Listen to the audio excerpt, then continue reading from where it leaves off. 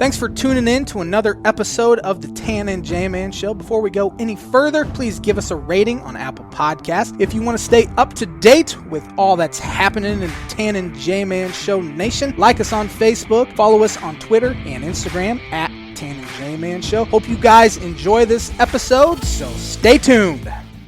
It is show time. The J-Man is back in studio live on the ISC Sports Network. We are the Tan and J-Man Show. Thanks for watching, everybody. This episode is brought to you by The Damn Landing. Whether you want an epic burger, hand-tossed pizza, hand-breaded tenderloin, seafood, craft beer, or a handcrafted cocktail, The Damn Landing is the place to be. The Damn Landing is a bar and grill located on beautiful Lake Manitou. Focused on freshness and quality, the Damn Smoke is here every single weekend, and it will feature barbecue and steaks. In addition, you can wash it down with one of their 16 beers on tap, including a constant rotation of today's best microbrews and domestic flavors, or a handcrafted cocktail made using fresh ingredients. Take in the fantastic views of Lake Manitou and their beer garden or outdoor bar area. Whether it be boats or wheels, the Damn Landing is the place to be, located at 1305 Ewing Road in Rochester. Might be a little cold to use that beer garden here December 28th. Yeah, I think the beer garden days are probably over until springtime. Yes, sir. Have a good holiday. Yeah, good Christmas. Pretty good. How about you? Pretty good. Well played.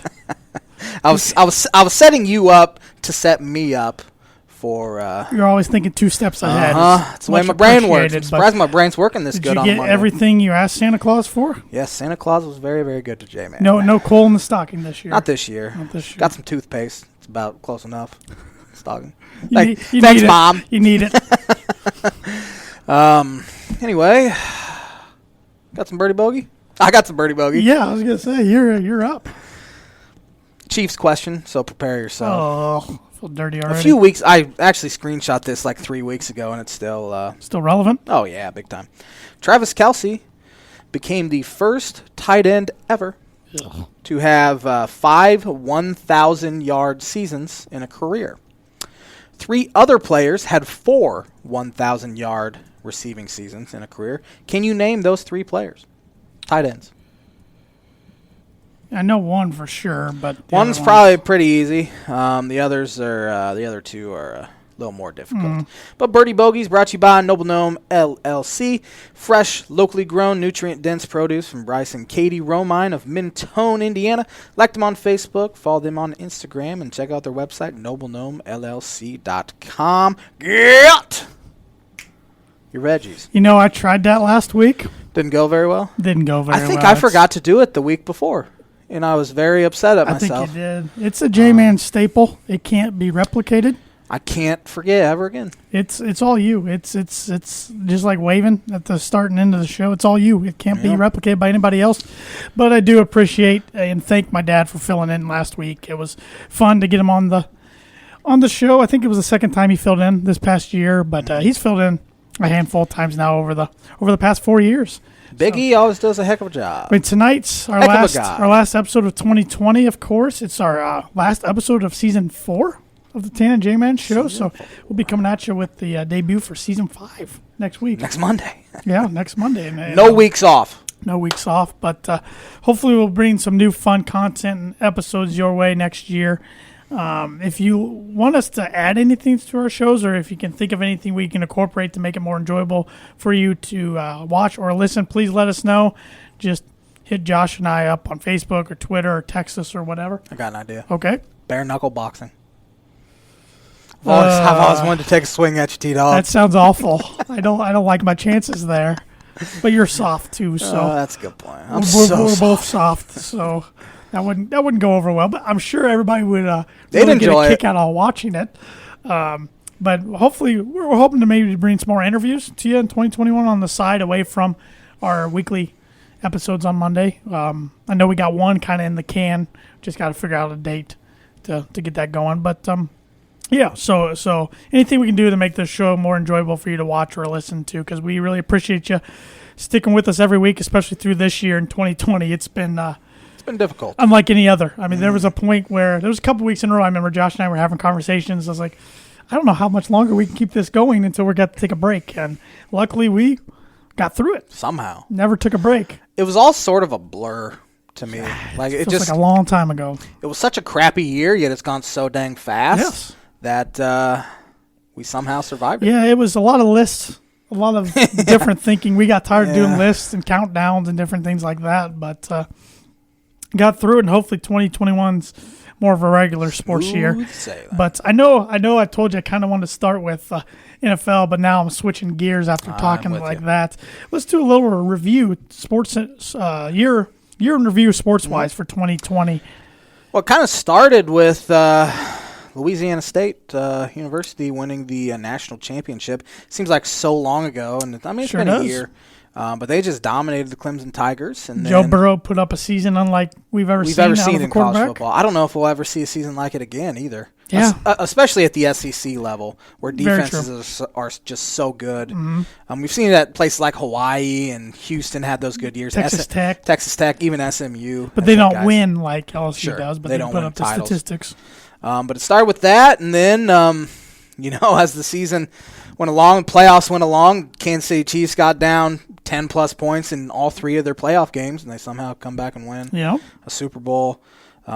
Season or sports shut down at one of the worst possible times for any sports to shut down. That's March Madness. Conference championships for the big conferences. Yep. That was conference championship week, and the NBA was in the thick of things, getting ready for baseball was about to start. Yep. Hockey was in the thick of things. Not that there's really any ideal time for sports to shut down, but that was a really bad time. But, we were talking before the show, who is your team of the season, of the year? My team of the year, that's a good question, but I'm going to go with the LSU Tigers. Interesting. Even though their only game was in 2020. But, I thought that what they did last year was magical. And we kind of talked about Joe Burrow, but they had 16 guys from that team go to the NFL. And we didn't see a team – well, Alabama's been pretty darn good, but it's hard to compare a team in the 2020 college football season to the 2019 college football season. Different. So I'm going to take LSU. When I brought up LSU a few minutes ago, hadn't even thought about them until right now. That's a good one. I'm not an NBA guy, but I'm going to take the LA Lakers. It was kind of destiny. Kobe Bryant passes away January 26th. You were saying it ever since that Lakers were going to find a way to win the NBA title. Got down 3-1, I think, to the Clippers. In I don't even remember what round it was. That would have been the championship round? No, because they beat Denver. That's right. Didn't the Western Conference Championship. So it would have been the quarterfinals. Or did Denver kept getting down? They were down 3-1 against the Clippers. Maybe the Lakers weren't then. Okay. Screwed that up. Yeah, it was a weird bubbled season. To go into the bubble and be there a few months and then end up winning the NBA title over my Miami Heat. Oh, jeez. It's kind of a team of destiny in the NBA, if there is such a thing. Also had the Tampa Bay Rays. Yes, going to the World Series and then losing to the they lost. Los That's Angeles right. Dodgers. Why did I think they won? Yeah, they lost. Dodgers could be in. I might have been thinking the Dodgers when I was thinking 3-1 because they were down 3-1 to the Atlanta Braves. Came back and won their first title since 1988. That was a big deal. Kansas City Chiefs have to be mentioned as well. Yeah. As we said, getting down 10 in each of their 3 playoff games and then winning a Super Bowl. They were down 10 points with how much time was left in the Super Bowl? 6 minutes or so? I don't remember the exact. Say there wasn't. It was under 10 minutes. Yeah, there wasn't much time left, but Patrick Mahomes leads them back, and they win their first title in a long time. Then, this isn't my team of the year choice. Like I said, it's LSU, but Tampa Bay Lightning won the Stanley Cup this year. Couldn't have told you that. I can't think who they beat off the top of my head for some reason. But that was a bubble that usually I like watching. They beat the Stars. They beat the Dallas like Stars. Watching playoff hockey. Didn't even tune into a second. I watched Colorado, and then they lost to Dallas in overtime of Game 7, and I tuned out after that. Hockey's a sport that needs fans. Yep. Much like college basketball, in my opinion. Yep. But how about athlete of the year? Patrick Mahomes. I'm going to go with LeBron James. LeBron, you could say that every single year, though. Patrick Mahomes wins a title. They're sitting here at 14-1, in the next season, which you see Super Bowl teams not do as well, kind of have a Super Bowl hangover. Hasn't happened to the Kansas City Chiefs, except against the Raiders almost twice. You could throw Mookie Betts in there. He had a great year for the Dodgers and then gets a $300 million contract, almost $400 million contract. Aaron Rodgers is having an unbelievable season. He's probably going to win the MVP. But I'm taking Patty Mahomes. I thought Dustin Johnson for a little bit. He won the Masters and won a few other tournaments this year. But, he was definitely the golfer of the year. But, I'm going to stick with LeBron James. It was pretty special what he did with the Lakers, getting a title back there. And maybe it is all, the destiny factor with Kobe passing away and everything. But it also helps to have Anthony Davis by his side. Sure does. Like I commented last week, it makes me mad that Anthony Davis came out last week and was talking about when Paul George was in Indiana, how they talked about teaming up in Indiana, but the Indiana management didn't want to do it. That's why they're always going to be mediocre and never going to compete for a title. But yeah. I couldn't see Paul George ever staying in Indiana. He just seemed like a guy that was trying to get out the moment he got there. If that would have happened, that probably would have happened. But how about a moment of the year? Moment of the year for me, not personally, but I just think as a whole was when sports came back. I think the first major sport that came back was baseball. They waited way too long, and we talked ad nauseum about how stupid Rob Manfred and the owners were being. But the moment that first pitch was thrown, it felt like we had some sort of sense of normalcy for the first time in months. So that is my moment of the year. Yeah, I asked this question, and now I'm blanking on moments. It's so easy to remember, when everything shut down or some negative moments. But it was probably just the first weekend of NFL football for me, just as a whole. That Thursday night game between the Chiefs and the Texans just kind of kicked everything off. Mm-hmm. And, the NFL, they've had bumps in the road, but they've got through every single week. I was going to say, that's something in itself, just to get through the season. Yeah. And it looks like things are starting to calm down as far. They've put more protocols in place, which has helped players stay healthy for one. Yep. But this past weekend we had the Browns miss their whole wide receiver room because of contact tracing. Yep. But for the most part, it seems like it's kind of smoothed out a little bit. You knew there'd be bumps in the road. Yep. It was impossible for there not to be. Yeah, they've done a pretty good job with it. It's crazy to think we're approaching Week 17, the last regular season of the NFL. Seems like it just started. It does. Speaking of the NFL, Week 16's in the books. Yeah. So it will be tonight. New England plays at Buffalo. We both had the Bills for 10 points. So my tally had the J-Man with 80 points. Tanner with 76. So for the third straight week, the belt's staying with J-Man. And you made a prediction a few weeks ago that you were going to win out the rest of the year, and you're 1 week away from doing so. Yes, sir. Can you close the deal? 100%. We need to think of something. You know what? This will be the J-Man's Bucket Prediction of the Week. I will win the Pick'em for the final week of the year. Book it. I hope you just curse yourself, because that was my book it for last week. That would win, and it didn't happen. So hopefully the J-Man's Bucket Prediction of the Week is brought to you by Indiana Farm Bureau Insurance Agent Travis Watchering for life, home, auto, renters, business, workers, comp, and farm insurance. Contact Travis at 219-869-4561. His email is travis.watchering@infb.com. He's in Ohio now. Yep. He can help anybody in the Tan and J-Man Show Nation in Ohio with insurance. Mm-hmm. If they're looking for a new carrier or unhappy with their current carrier or agent, give Travis a call. Get some insurance. 3 winners, 3 losers. Yes, sir. I'll start. Okay. One of my winners, Miami Dolphins. Well, I didn't even put down my list because I knew it was coming. So, just to win a game like that, they had to win.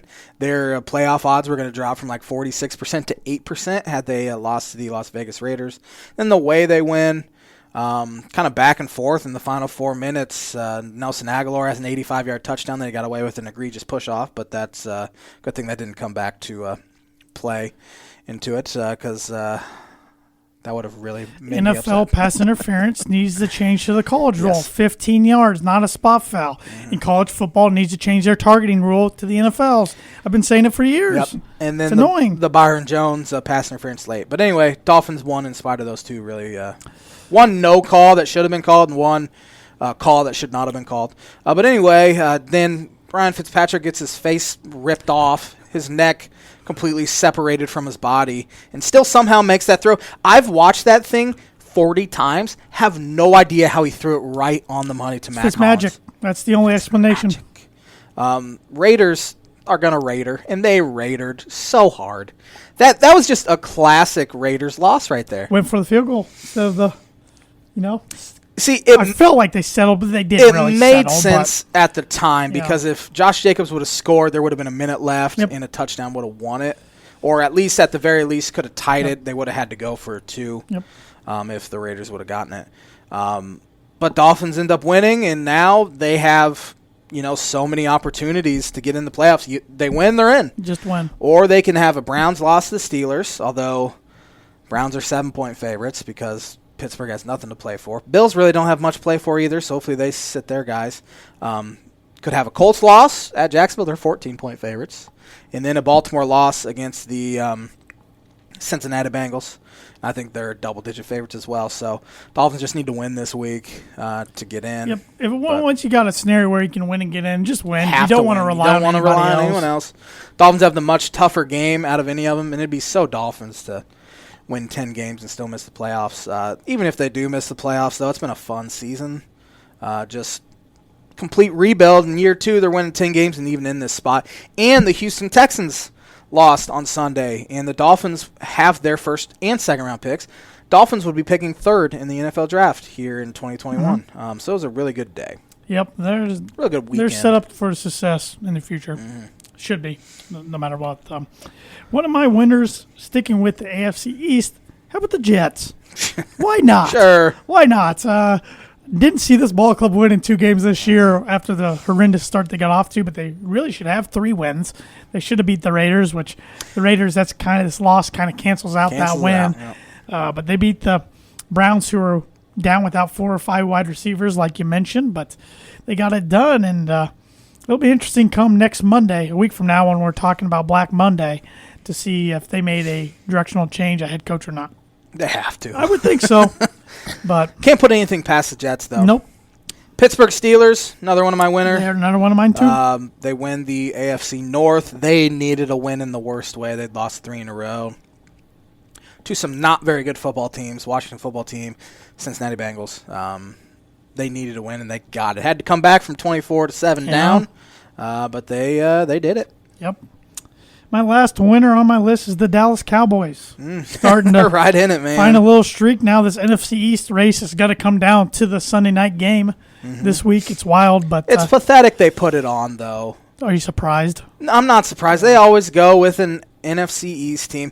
They should be banned from the postseason, in my opinion. I mean, put both the Bears and the Cardinals in, and there you go. At least you'll have teams at 500 or better in there instead of a 7-9 at best team to make it. If they could be a 6-10 team. Yep, we've seen 7-9 Seattle get in one year. Years ago when they beat the then St. Louis Rams on Sunday night, for the winner gets in, losers out. They'll host a game.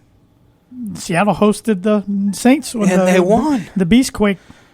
Not fair, NFL. But this year, there's going to be no fans, of course. Step in. But, the Cowboys, they're rolling. Andy Dalton threw for more passing yards in the game over the weekend than anybody else. I would say they're the most likely team in the NFC East to make it. All they have to do is beat the Giants, have Washington lose to the Eagles, which I think they will, and they're in.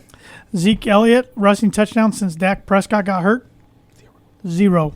Goose egg. One of my losers, the Arizona Cardinals. They controlled their own destiny. And they lost to a really bad 49ers team on their 3rd-string quarterback. I know George Kittle came back, but you can't lose that game. Credit to San Francisco's defense, though. They're awesome, even with all these injuries. And is it Robert Saleh? That's why he's a hot commodity to be head coach. He will be maybe the first coach hired. Yep. It's either going to be Atlanta, Houston, or Detroit probably gets him. He's done a great job. That's a bad loss because now the Bears are very likely to make the playoffs. Very likely. See, I just don't know who's going to be sitting guys, who's not. That's what made the pick hard. That's the thing, yeah. I kind of picked as if they're not going to be sitting guys, so I might look like a complete fool. I did the exact opposite. I might look like a complete fool. So, but I kind of, piggybacking off your Cardinals loser, I had the Oklahoma Sooner quarterbacks. Yeah. Kyler Murray, Baker Mayfield, and Jalen Hurts. All played real bad. 1 touchdown, 7 turnovers combined out of all 3 in all games those three need it. Must wins. Kyler Murray, the first 10 games, was looking like a future MVP. He has not played well. Hasn't played well. Nope. I mean, yeah. So those three didn't come through. Another one of my losers kind of hit on it in the winners category. The Indianapolis Colts. You blow a 24-7 lead. Yep. I mean, they should beat Jacksonville and be okay this week, but now Jacksonville can win and still get the number one pick, and they beat the Colts back in week 1. Not that I think the players really care about any of that. No. But, yeah, that's a bad loss for the Colts because they're on the outside looking in, as we said. Yeah, and Jacksonville beat them back in week 1, if you remember right. So, yeah, I mean, anytime you blow a 17-point lead in the NFL, it's bad. It doesn't matter who's second half lead. Doesn't matter who's against. It's hard to swallow. Cleveland Browns, another one of my losers, as I'm losing my belt over here. Got to resituate. I don't care how many players they had not playing on offense. You can't lose to the New York Jets, especially when you're in a position to make the playoffs for the first time in almost 2 decades. You have to win that game. It would just be so classic for the Browns to lose to these Steelers. And I mean, if the Browns lose, Dolphins are automatically in. But I think they need... If they were to lose, they would need at least the Colts to lose. I don't know about Baltimore as well. It'd be so Browns to find a way to miss the playoffs. It was so Browns just to have that hit over the weekend. Yeah. And because if they just have a few of those guys play, they beat the Jets probably. Yep. And they don't. My last loser is the Raiders, just because I love to put the Raiders on my losers list. And like you hit on, all the reasons you hit on, they looked like they had that game in the bag. They did. Just found a way. Choked it away. Beautiful. Washington football team, another one of my losers. Dwayne Haskins released today. Took him 15th overall last year out of Ohio State. He did not handle media well, and he went he went to a gentleman's club for a private birthday party and broke COVID protocols. He's broke protocol twice this year. He's a bad leader. Yep.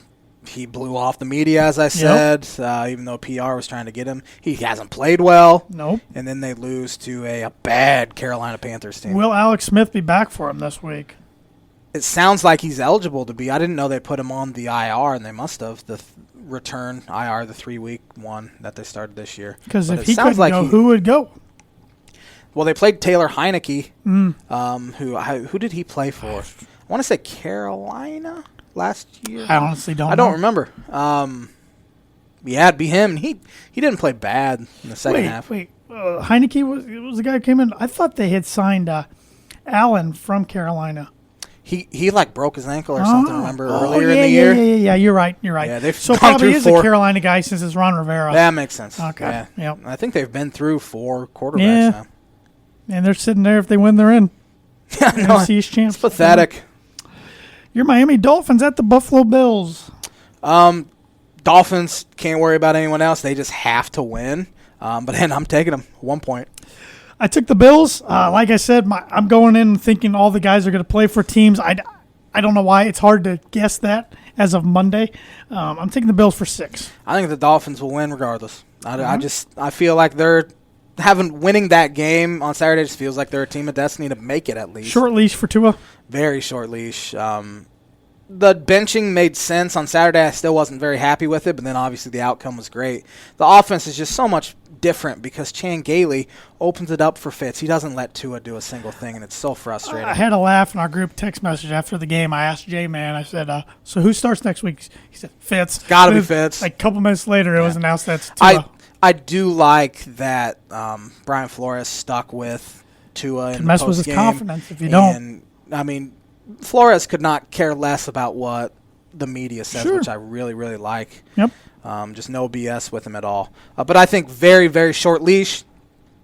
First 3 drives, if he doesn't look like he's up to playing to what we think he could play, go to Fitz. Yep.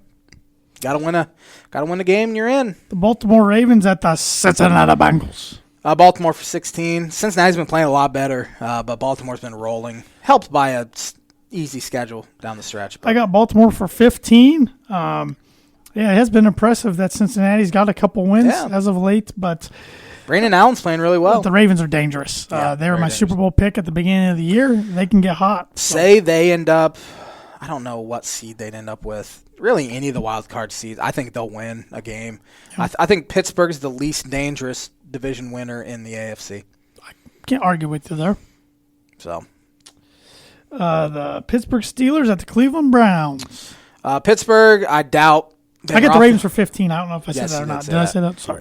Doesn't look like Steelers are going to really start anyone. Big Ben doesn't need to play. Now that they won the division. So really the Colts losing yesterday hurt the Dolphins out quite a bit. Give me Cleveland for 6.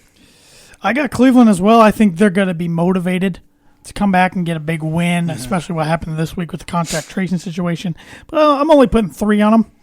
I'm not real confident in it. Baker's got to play better than he did yesterday. Big win for the Steelers, though. If the Steelers would have lost yesterday, I would have put more points on the Browns than I did. But taking the Brownies for 3. Minnesota Vikings at the Detroit Lions. Both teams real bad. Mike Zimmer, I couldn't think of his name. Mike Zimmer said it's the worst defense he's ever had. They were supposed to be good. Gave up 52 points. And I don't care if Drew Brees was back. You give up 52 points to anyone. It's just bad. Kamara had 6 touchdowns. Yeah, he tied the NFL record. And then Detroit gives up 47. I still think Minnesota's better than Detroit. Detroit's just kind of folded. Give me Minnesota for 4. I'm taking the Vikings for 9.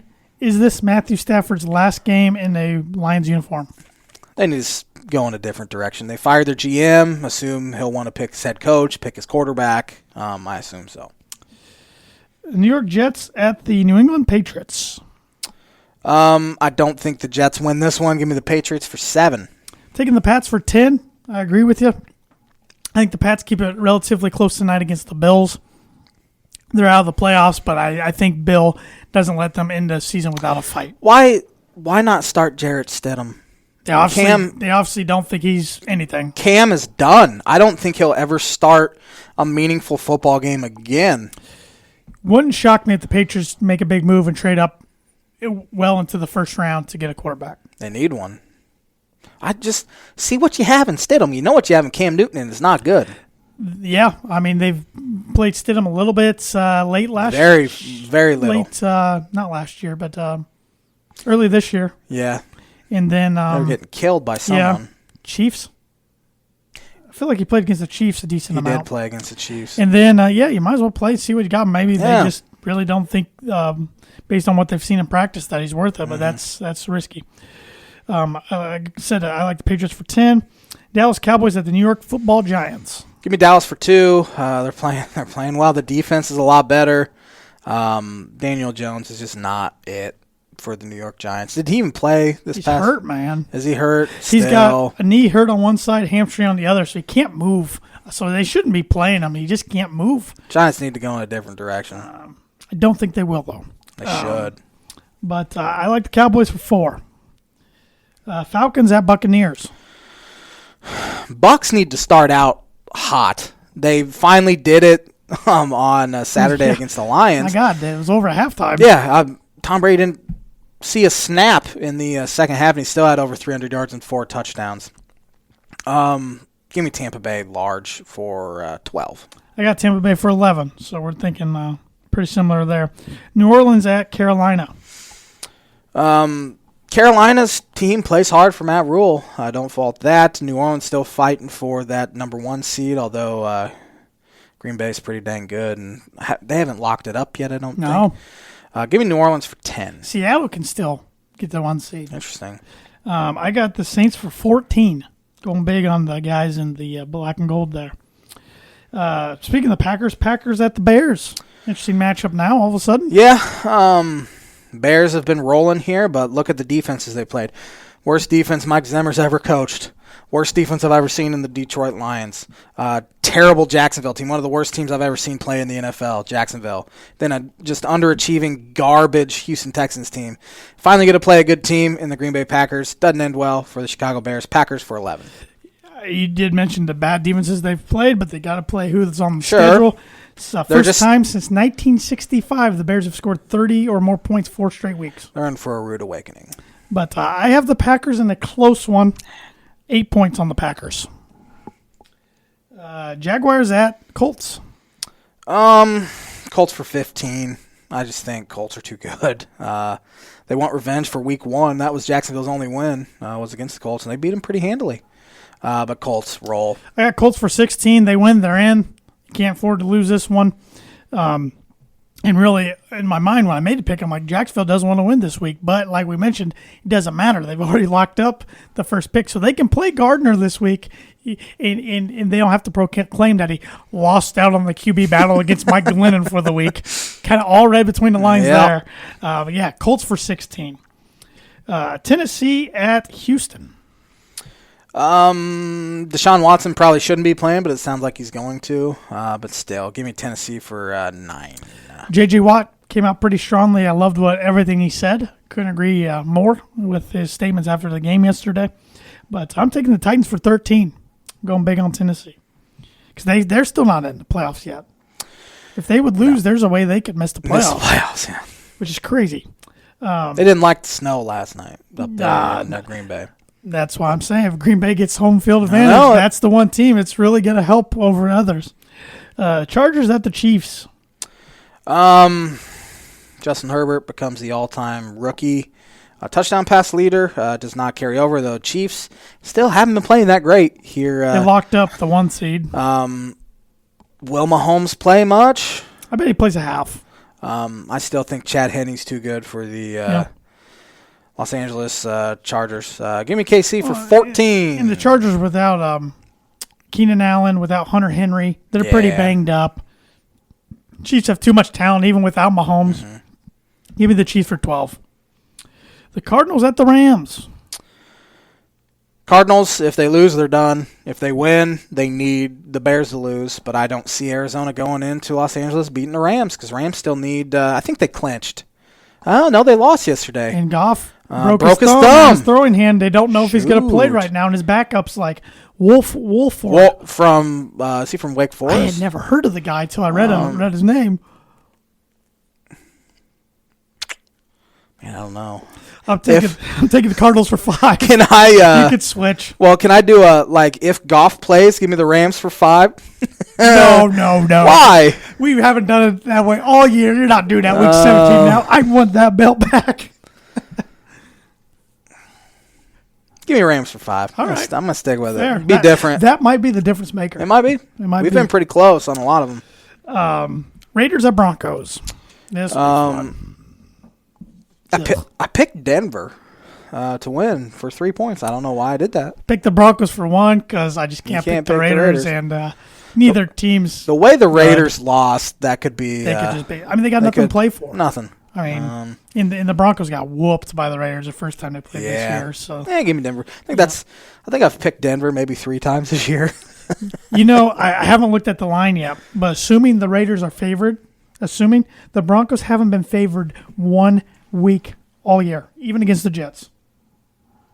That's incredible for a team that's not like 0-15. They won 5 games, yeah. But I don't know. I mean, they're not a good team. But that's just wild to me for some reason. You think somewhere along the lines they would have been favored. Yeah. They weren't even favored at home to the Chargers? No. That's bad. Seahawks at 49ers. Seahawks for 13. Oh, big. Mm-hmm.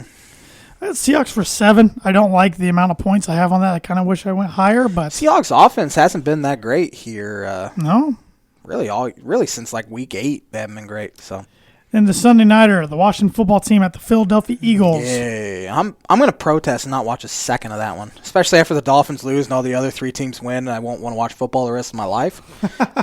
Give me Philadelphia for 8. Taking the Eagles for 2. This was a hard one. I could see either way. I don't know. Hurts has to play better than he did yesterday, but you don't know who's even going to be playing quarterback for the football team. Yep. So, the J-Man won the belt. Yep. Not the last time you'll be seeing this on me this year, even. Bucket! Well, do you want to learn about some sporting events that happened on December 28th? On this day in 1905, the Intercollegiate Athletic Association of the U.S. was founded. It became the NCAA in 1910. Wonder if their leadership was better then than it is now. Knew something like that was going to be said. Mark Emmert's been running it since then. I don't know much about cricket, but this sounds cool. On this day in 1940, cricketer, didn't even know that was a term. Cricketer. Arthur Morris scores 111 in second innings of first game after 148. Was that English? No idea what that means. Don't know how cricket works. I've watched cricket, It is interesting. Yeah. I don't know. I don't know anything about it. I don't know a thing about it, but it's fun to watch because you just don't know what's going on, and guys are hitting it with a wicket. And it's just they throw it hard and it bounces. I don't get it. I guess I just need to study up on my cricket rules. I'm going to get real into cricket and rugby. No, you're not. Just going to move to Australia. Hey, their sporting events are full go right now. New Zealand is. I don't know about Australia, but it's full capacity. They're having sellouts and everything. Too many snakes and spiders in Australia, let's be honest. Poisonous things. On this day in 1944, Montreal right-wing, it's either Maurice or Morris. I'm going to go with Morris. Morris Rocket Richard. That's definitely Maurice. Shush. Became the first player in NHL history to score 8 points in one game with 5 goals and 3 assists in the Canadiens' 9-1 win over the Detroit Red Wings. Pretty dang good game. It's a little bit of everything there. On this day in 1947, the National Football League Championship was held at Comiskey Park in Chicago. The Chicago Cardinals beat the Philadelphia Eagles 28-21. It was the Cardinals' only title victory. And on this day, 1952, the National Football League Championship was held at Cleveland Municipal Stadium. Saw the Lions beat the Browns 17-7. Those are two teams a barn burn. We haven't seen do anything since the merger.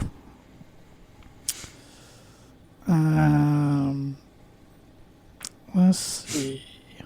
On this day, 1958, it was dubbed the greatest game ever played. The Baltimore Colts won the 26th NFL championship against the New York Giants 23-17 at Yankee Stadium in the first ever sudden death overtime game in NFL history. 17 future members of the Pro Football Hall of Fame were involved in the game. Wow. I've seen a special on the NFL Network on that game. On this day, 1975, the Hail Mary with 32 seconds left in the NFC Divisional Playoff game saw Cowboys quarterback Roger Staubach throw a legendary 50-yard touchdown pass to Drew Pearson to defeat the Minnesota Vikings, and the Hail Mary play was born. Hasn't really been around that long, has it? I would have guessed it was before then. Yeah. A lot of bowl game scores. On this day in 2008, the Detroit Lions lost 31-21 to the Green Bay Packers at Lambeau Field to become the first team in NFL history to go winless in a 16-game season. It has happened since. Could have happened this year, too, but the Jets had to ruin it for us. And last year on this day, we had the college football semifinals. Number 3 Clemson beat number 2 Ohio State 29-23. We'll get a rematch of that game this weekend. We'll predict those games at the very end of our show. Ohio State, they kind of got all screwed by the helmet on the fumble last year. Flipped the whole game around. In the 52nd Peach Bowl, saw number 1 LSU beat number 4 Oklahoma by a score of 63-28. That LSU team was a different level. That's why they were my team of the year. Crazy. So, and the On This Day segment is brought to you by, like it is every week, Proforma Print House. If you're looking for a trustworthy, dependable resource for your next trade show, company picnic, or sales meeting, which hopefully more of those are happening in 2021, Proforma Print House has over 50 years combined experience in promotional products and commercial print. They strive for fast and efficient response to all your print needs. You need to look no further. Let them be your one-source print and promotional company, and give them a call today at 574-210-3815. And we are excited to say they have renewed their sponsorship to be the sponsor of the On This Day segment going forward through 2021. Nice. College basketball. I haven't talked that much about college basketball here recently. Yeah, we talked. You weren't on the show last week. But we talked a little bit about the Big Ten because the Big Ten is already getting wild. Big Ten has 9 teams in the top 25, starting with Wisconsin at 6. We have Iowa at 10 after their loss to Minnesota, fell down 6 spots. We have Rutgers falling down 3 spots to 14 after their loss to Ohio State. Illinois up 3 spots after they went 2-0 this week in the Big Ten to 15. Michigan up 3 spots, number 3. Michigan State down 5 spots after their loss to Northwestern. And Wisconsin. Surprised they only dropped 5 spots. It's the Izzo effect. Northwestern is in the top 25 poll for the first time in a while. I had them 12th. You had them 14th in the conference. they're looking real good. Beat Ohio State and Michigan State. They're up to 19th. Minnesota, after a huge win against Iowa, Marcus Carr went off. So did Brandon Johnson, I think his name is. He had like 8 threes or something like that. They're up to 21. And Ohio State's down 2 spots to 25 after they beat Rutgers and then lost to Northwestern. So Big Ten's getting wild. Indiana's somehow still getting votes. They're 5-4. 0-2 in the Big Ten, lost to Northwestern at home. I don't get how they're receiving votes, but people, they obviously don't watch college basketball. They're too talented. They're not bad. They're too talented to have a 5-4 record, but sure. But look who they've lost to. Yeah. I mean, they've lost to a really good Florida State team, a really good Texas team, a good Illinois team. Actually, yeah, Texas is 8th now. Illinois is 15th. Northwestern's 19th. Florida State's 18th. So they don't have a bad loss on their record. I would say the Northwestern loss at home is a bad loss, even though Northwestern's ranked, because I could see them kind of falling back. But yeah, as a Purdue fan, I was a little frustrated that Purdue went from receiving votes last week to not receiving votes after this week. losing to Iowa only. Yeah, it makes no sense. Whatever. Number 3 Iowa at the time, or number 4 and they're Iowa 7-3 and half conference win, but it's whatever. Receiving votes isn't that big a deal. I'd rather be. The polls are meaningless, nothing. but I would still rather be ranked than receiving votes. Means nothing. It is weird to see Duke ranked 20th. It's just weird to see them down that low. Josh wants them to start winning some more games. Oh yeah, I forgot about that. How do you feel for like Notre Dame and now Louisville, who's teams have beaten Kentucky? And you're like, come on, Kentucky, you're 1-6.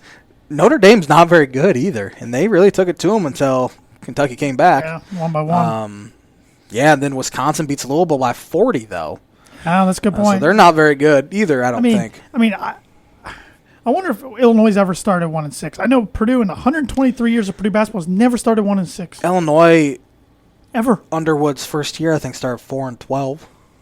So they're probably maybe 1-6 during that time, but I don't know. That's just wild to me. Like, actually, I think it was I'm going to look it up real quick. I mean, Kentucky's Kentucky. They got way too much talent to be 1-6. That's the thing about having no fans, though. I think with a young team like that, they feed off that at home. We saw that with Duke because Duke's just not that good of a team. Yep. And, I mean, they've had 2 losses at home to 2 good teams, but still. Yeah, good point. Illinois was 2-6.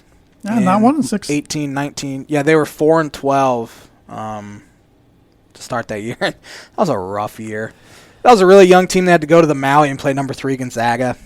I still hate to say it. I've watched bits and pieces of other Big Ten games, but outside of Purdue, I really haven't watched a full basketball game. I watched quite a bit of the Ohio State Northwestern game because the NFL game was so bad at noon on Saturday. Watched the end of Indiana Northwestern. Watched a little bit of the Purdue Maryland, but I haven't watched that much either. I did watch quite a bit of the Iowa Minnesota game. I couldn't tell you what's going on outside of the Big Ten, which I guess really doesn't matter because we talk mainly Big Ten when we talk about college sports on this podcast. But Gonzaga's rolling. They were Gonzaga's up awesome. 20. They're going to run the table and win the whole thing. Their offense is just way too good. What they did to Iowa last week, putting up 100 points almost. And beating them. And I thought Iowa played as well as they could have possibly played, and they still lost by double digits. Yeah, Iowa still doesn't play a ton of defense. They played no defense at all. They hope you miss open shots. I mean, they're so talented offensively, they'll outscore you most nights. They're deep. They can shoot. So they're a good team. But sure. But it has been a wild start to the Big Ten season. I mean, a lot of surprises. Like we said, Northwestern's been a surprise. Minnesota, 8-1. I think we both had them in the bottom 4. Yep. They're ranked, but the one chance I've seen Northwestern play is when Illinois was up 35 points on them at one time. Minnesota, you mean? That's what I meant. Oh, yeah, you said Northwestern. One time I saw Northwestern play. Minnesota. Yeah. They were up 35 points on them at one, so I don't really have that great of a view. I thought maybe they just had a really good game against Iowa, and that's the reason why they won. But I don't really have a great taste in my mouth from watching Minnesota get trounced. Yeah, it's, we were talking the other day. There's potentially only one Big Ten team that's probably, we can say right now, is bad, and that's probably Nebraska. Probably Nebraska, yeah. And even Tony Allen, his name's Tony, not Tony Allen, but Allen. Thomas Allen, he can go nuts. I mean, he can score a bunch of points. So yeah, I haven't watched Nebraska a bunch, but they're the only ones that's really losing a bunch of games. Indiana has 4 losses, but as I said, their losses are to 4 really good teams in the top 20, and I watched them on Saturday against Illinois, and they hung in there for a while. They just can't score the ball. The only reason why it was that close is because what's his face? Number 2. Why can't I think of his name? Armand Franklin? Yes, Armand Franklin went off. He went 5 of 6 from 3. But Trace Jackson-Davis shot 3 of 13. Kofi Coburn did a really good job on him. They're just not a talented offensive team. They play really good defense that'll keep them in it. But then against Northwestern, Jackson-Davis has a great game, but they stopped feeding the offense through him. He said, give me the ball. I think a lot of the fan bases had it with Archie Miller. Archie's teams, for whatever reason, remind me a lot of Bruce Weber's teams. Their defense will keep you in a game and they'll win games, but their offense will also lose them games because they just don't shoot it very well. They need more out of Al Durham. He had 9 points. He's supposed to be one of their most talented offensive players. Also, Race Thompson didn't do a whole lot. That Trey Galloway from Culver Military Academy, he's just out there to do the hustle plays, didn't really shoot it that much. They just don't have good enough shooting to really do a whole lot. I'm trying to find this tweet I saw the other day. It was an interesting tweet about the last few years of the Bob Knight era compared to right now. You can keep going if you got another point to make while I look this up. I don't really have any more points to make. We do have some Big Ten games this week, obviously, because it's Big Ten basketball season. Starting tonight, Maryland at Wisconsin. It's currently underway. 8 minutes into the game, Maryland's up 8-5. I got Wisconsin in that one. Yeah, I got Wisconsin 46-41, something boring. Michigan State needs to bounce back. They're 0-2 in the Big Ten for the first time in who knows how long. Playing at Minnesota tonight. Got Michigan State bouncing back. I think Michigan State bounces back and wins fairly handily. Not a big believer in this Minnesota squad. No, I still think if you can contain Marcus Carr, you got a good they need chance. Somebody else to step up. That Brandon Johnson, who transferred from, I believe, Western Michigan, went 8 of 9 from 3 the other night, and he's really the reason they won. I found what I was looking for. It says this is the 24th season since Bob Knight was fired. His team's lost 239 games in 29 seasons, average of 8.24 losses per season. Since his firing, IU has lost 280 games in 20-plus seasons, 14 losses per season. Knight's last 6 seasons, IU lost average of 11 games per season. The 6 years prior to that, the average was 7.3. It's interesting. Of course, some of those numbers are skewed by Tom Crean's first 2 plus years, but still. Even if you take out those couple years, the numbers still aren't going to look good. They honestly should have never fired Tom Crean. It's crazy to think. No, it's at the time he probably deserved it, but looking back, hindsight. They won a couple Big Ten titles, and they got tired of Sweet 16 appearances. I'd kill for a Sweet 16 appearance. Illinois hasn't had one since 2005. A lot of times programs got to be careful what you wish for. Grass isn't always greener on the other side. It's the Nebraska Bo Pelini effect. Yep. It's the Michigan. I guess they didn't really fire anyone, but it's hoping Jim Harbaugh can. Their fan bases think they're this national power. Jimmy still got the job up there. And Nebraska thinks it. Tennessee thinks it. Texas even starting to think that as well. That they deserve the world. And I think most smart Indiana fans know that this is reality now. A lot of the Indiana fans, the older ones in particular, I should say, maybe not the ones our age, they're still living back in the Bob Knight era. They're never going to get another Bob Knight coach. That's the thing. They haven't won a thing in 30-plus years, much like Notre Dame football. I mean, they had Mike Davis. Mike Davis isn't, I'm not comparing him to Bob Knight, but he made a championship game in 2002. They don't even like to remember him. Right. I mean, it didn't end well. Who knows what would have happened with Calvin Sampson? I was going to say, cheat, we're lucky Calvin's not there, because if he's not cheating at Houston, he has him 6th in the country. Yeah. He's probably the best pure coach they've had since Bob Knight. Yeah. Sorry to the Tom Crean lovers. You know who I'm talking to. Purdue at Rutgers tomorrow night. Purdue's got 2 of their toughest matchups this week from a physicality standpoint. 2 teams that took them to the woodshed last year, Rutgers and Illinois. Really don't like the way they match up with Illinois. Like the way they match up a little better with Rutgers than Illinois, but I still like Rutgers. If Purdue could get a split this week, I'd do backflips, and I can't do backflips. I was going to say, I'd like to see you do a backflip. I would be very hurt. If you're going to split, please win the first one. But my goal is for Purdue to be within 10 points both times. But give me Rutgers. Ron Harper Jr. is going to be tough to. He's a pro. Tough to contain with his veteran body type, where Purdue doesn't really have a guy like him. Try to get him in foul trouble. He's a pro. Their size matches up pretty well. Give me Rutgers by I'd give 10. I would say. I'll take it. It does. It's nice to play in this building with no fans. That place gets loud. Northwestern at Iowa. 9 o'clock matchup between ranked teams all of a sudden, but give me the Hawkeyes. Iowa by 30+. It'll be closer than that. I don't think so. Northwestern has a rude awakening. Northwestern's going to win the Big Ten now. They you dogging them. They're going to win They the whole have thing. a rude awakening this week. Nebraska at Ohio State. Ohio State, they need one, and I think they get it. Penn State at Indiana. I have not watched any of Penn State this year. Penn State can score, don't guard a soul. Illinois got down 19-4 on Wednesday and still managed to put up 98 points and win by 17. Yeah, you tweeted, what is wrong with you? Wake up. They woke up. Really, that whole time, I never thought Illinois was actually going to lose that game, even when they were down 19-4. Illinois got whatever they wanted. Give me Indiana by 15. Yeah, I think Indiana wins this one pretty comfortably at home. We have some New Year's Eve action. Minnesota at Wisconsin. Battle for the axe. They do that in basketball? No. I just like to say it. Wisconsin. Yeah. I think this Wisconsin teams are really, really good. I think they're good. They're old. I hate it. They're old. They're older than the Chicago Bulls, starting 5. Give me Wisconsin. Fairly close one. Marcus Card can keep them in it, but I just think Wisconsin's too much. Michigan at Maryland. Besides, when Maryland played Purdue, I haven't watched Maryland at all. Haven't watched Michigan.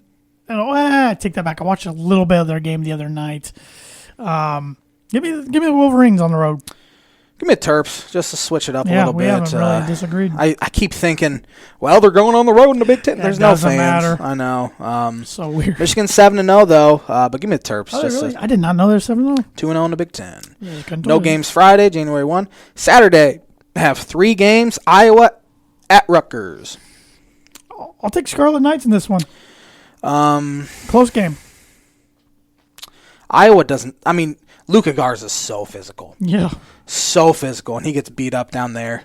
I don't think the rest of the Hawkeye team really likes physicality that much. Rutgers is super physical, but give me the Hawkeyes in a really close one. That could go a long way for them and their quest for the Big Ten title. Purdue at the Illini. I already kind of said my notes on it. Illini. Only matchup between the two this year. Illinois won by 26 in their first round last year, and then 19 on their second stint against them. I think Illinois, because of how veteran they are, I think guys like Brandon Newman will struggle to score against Io DeSuma just because he's a veteran. Trent Frazier shut down Sasha Stefanovic last year. Give me Illinois by 81-66. Yeah, I do like the good thing about this Purdue team. They're a lot deeper than they were last year. A lot more shooters than they had last year. But we'll see. I could see Edey struggling against Kofi Cockburn. He's been struggling since the Big Ten started. But Travion Williams has to play better because he did nothing against them last year. Yes, and he is a better player this year than he was last year. But so the problem Purdue has is they both, Edey and Williams, both have trouble staying out of foul trouble. Right. So Illinois can get them. Illinois can do that to them pretty quick. So. Yeah, Illinois needs to come out playing a lot better than they have the past, really 3 games. They've struggled, and that's really had to do with Adam Miller starting. Andre Curbelo, their freshman point guard, who's probably been, I would say he's probably in the top 3 of the Big Ten freshmen so far. Offense just moves so much better with him in the game. He's leading the Big Ten as a whole in assists per game during Big Ten play. Can't get down like 8-2 like they've been doing each of the past couple games. But I think Illinois, just because of their experience, wins ultimately. Michigan State at Nebraska. Michigan State. Yeah, Michigan State. Couple games on Sunday. Wisconsin at Penn State. Wisconsin. Taking Wisconsin. Northwestern at Michigan. Northwestern gets ranked, and they have to go on the road to 2 really good Big Ten teams. Give me Michigan again. Man, they're going to be ranked real high next week. Yeah, give me Michigan. Then an intriguing one here, Ohio State at Minnesota. I'll take Minnesota. Why not? I was going to take Minnesota as well, but I'm switching it to the Ohio State. A lot of these are coin flips for me at this point. Buckeyes. Let's see who Butler plays this week. They beat Providence last week. I don't think Providence 6-3. Saturday, Butler at Seton Hall. What's Seton Hall's record? 6-4. 3-1 in the Big East, though. I'll take Butler. I'm taking Butler as well. No games until then this week in the Big East. Big East feels like it hadn't had too many games. No, Butler's barely played, it feels like. NCAA football playoff. Yeah. College football playoff. We got the playoffs this weekend. You got Ohio State against Clemson, Notre Dame against Alabama. Ohio State, Clemson, who you got? Clemson. By 2 touchdowns. Clemson's too good. Justin Fields has not played that well here as of late. It'll be interesting to see what the NFL teams really think of him come draft time, assuming he puts his name in. I think Clemson wins another close classic matchup against Ohio State. I do think it's close. Dabo Swinney mouthed off a lot about this Ohio State team. Dabo's such an idiot that it makes me want to root for Ohio State, and I hate Ohio State. Ohio State definitely has it up from bulletin board material. The Ohio State, we've seen quarters and halves of their potential, but we haven't seen a full game. Maybe they finally, even if they lose, put it all together and show you how good they can be. But I'm taking out Clemson in a close one. I cannot stand Dabo. What he said is probably right about, well, we've had to play 13 games, stuff like that. But he can't stop talking. But in some of it was Ohio State's fault, but other weeks it wasn't. Right. That's what makes me mad about this year. It's like he can't complain about it. It's not Ohio State's fault. Yep. Even with an outbreak on their team, it's not really the team's fault. Right. They didn't want to get it on purpose, right. But maybe they could have been safer. But I know it makes me want to root for Ohio State. Notre Dame and Alabama rematch from the 2012 championship game. Didn't get to say this last week because I wasn't here. I would have taken Texas A&M instead of Notre Dame. Texas A&M's one loss was to Alabama. They beat Florida. I know Notre Dame beat Clemson, but again, Clemson didn't have anyone else. And it showed much in the rematch. Yeah, they didn't have much in the way of they had a ton of talent, don't get me wrong, but Clemson was missing a bunch of guys. What's Notre Dame's second best win? North Carolina? Yeah. Didn't play a whole lot of anyone, really. Didn't have to play my Cane. I knew that was coming. But give me Alabama by, I'm going to go 56-21. I will go. I don't think it's as high scoring as we think. I'm going to go Alabama 38, Notre Dame 21. That's fair. 17 points. So they cover that. Last time I knew they cover that spread. I don't think the spread's moved too much. I thought it was 19. So Notre Dame would cover that, losing by 17. Oh, Notre Dame would cover that. Okay, sorry. Yep, but I think Alabama's just too good. Too talented. Yeah, I think Mac Jones wins they Heisman. had 3 of the top 5 Heisman vote getters. And honestly, I thought Najee Harris was going to be the one that won it. Didn't make he got 5th. He's not the finalist. Yeah, I think Mac Jones gets it as well. Yep. It'll be interesting, though. When is the Heisman announced? A few weeks? Yeah, it's actually in January this year. So, all right, ready for some Birdie Bogey? Yep. Travis Kelce became the first tight end ever to have a 1,000-yard season in 5 seasons. This was not on Sunday; it was a few Sundays ago. Who were the 3 guys that only have 4 1,000-yard seasons in a career? Tony Gonzalez? Yes, sir. Antonio Gates? No. Keep going. Jimmy Graham? No. Kellen Winslow? No. They didn't throw to tight ends that much back then. Yeah, he was a Hall of Famer, though. Oh. So was Gates and Graham. Gates is all over records for tight ends. 2 of these, the other 2 guys are active. 4 1,000-yard receiving seasons in a career. One wouldn't be Vernon Davis, would it? No, I don't think he's active either. Okay. No, he retired. You're right. Man, you're gonna be kicking yourself at one of these. One's tough. I'm sure I will. I'm just flustered at this point. Rob Gronkowski. Oh God, he's active, isn't he? Yeah, Tampa Bay. Jason Witten. He's active too. Yeah, almost said Oakland Raiders. Wow, that tight end trivia is interesting because there's a lot of good tight ends. And darn it, I did terrible. That was Jason Witten's definitely a Hall of Famer. And people say I'm good at sports trivia. I'm not. I'm a fluke. You're pretty good, just not live on television. I struggle. Don't ever go on Jeopardy, please. I don't plan on it. So wrap us up for 2020, J-Man. Thanks for watching the Tan and J-Man show. Our last episode of the year. The year's gone by so dang fast. So ready to get this one over with. I think everyone is. This year, Johnny Elway down here did a phenomenal job on TV tonight, didn't you? Thanks for watching. Have a great, safe, Happy New Year. We'll be back at it next Monday, 2021. Celebrate safe, everybody.